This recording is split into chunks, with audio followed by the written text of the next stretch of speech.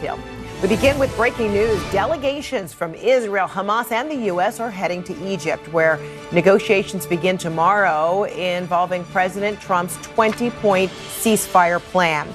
It would include the release of remaining hostages in Gaza, which U.S. Secretary of State Marco Rubio says is the Trump administration's #1 priority.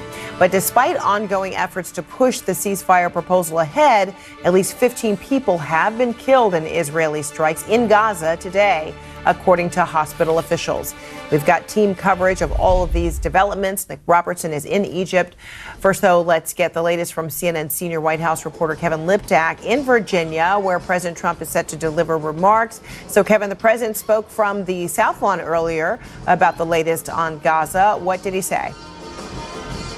Yeah, and what you're hearing from the president and from other administration officials is a degree of optimism that this deal is going to move forward, while at the same time acknowledging that there are still some details that continue to need to be resolved. And so we heard from the Secretary of State, Marco Rubio, who said that the war is not over yet, that work remains to be done to determine whether Israel and Hamas are actually in agreement on this plan. And Rubio suggested that the coming days will be absolutely critical, saying that we want to see this happen very fast, and that if it doesn't, I think the entire deal becomes imperiled. So you do get a sense from him about just how fragile the administration sees this all becoming. That's part of the reason why the president is dispatching 2 top officials to Cairo, where these talks are going to take place, his Middle East envoy Steve Witkoff and his son-in-law Jared Kushner, to essentially ensure that this deal gets across the finish line. Now, as President Trump was coming here to Norfolk, he did speak on the South Lawn of the White House. He said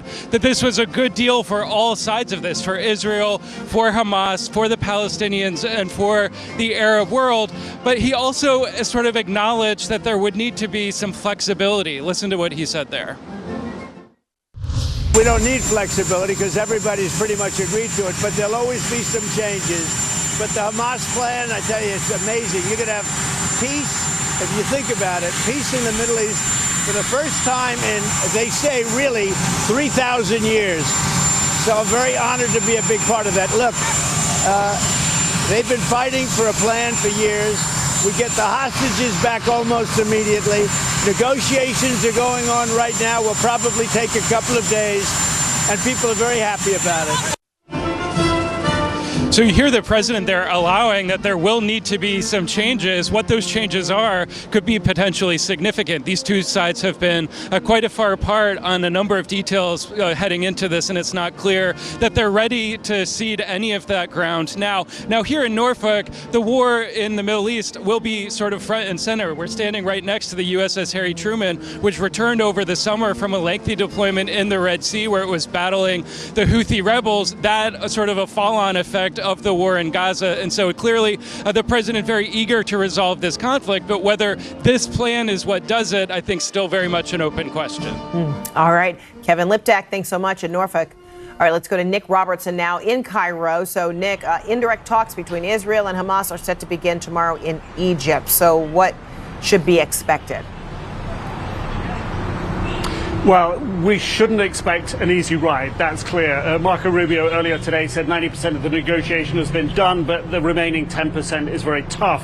The key thing to look for is going to be Hamas agreeing to Israel's withdrawal line, where it withdraws its troops back to inside of Gaza as part of a ceasefire. If they're agreeing with that, and if they're agreeing with the immediate release of the hostages, then the ceasefire can go into place. But for Hamas, that is conceding territory that, even on a temporary basis, that they hadn't conceded. If you go back to the middle of August, it's the line back in the middle of August that the IDF would locate themselves at, which is less territory, if you will, inside of Gaza than under previous proposed plans. I think one of the key things we need to look at is the expectation of how quickly the talks can happen. Everyone's talking about speed, and that's very important. President Trump today mentioned that it could be a couple of days of talks away. And we've just seen a sort of a key detail emerge here in the last couple of hours, and that is when Israel sends its delegation to these talks tomorrow, the Prime Minister is not sending his Minister of National Security, Ron Dermer, to head the delegation. And he, if you will, is sort of the key ingredient for Prime Minister Netanyahu.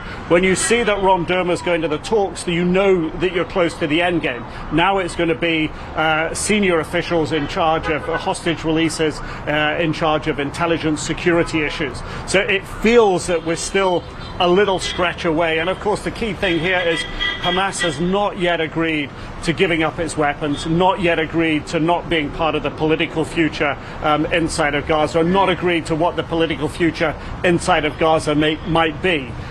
Is that ceasefire in sight? Yes, it is. Are we there yet? Absolutely not.